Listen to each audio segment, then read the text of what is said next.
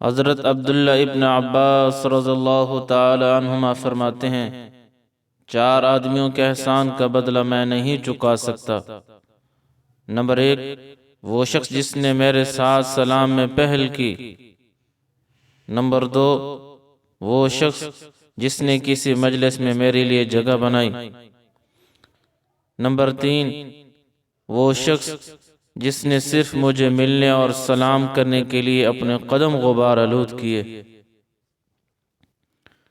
اور فرماتے ہیں کہ چوتھے احسان کا بدلہ اللہ کے علاوہ کوئی نہیں چکا سکتا۔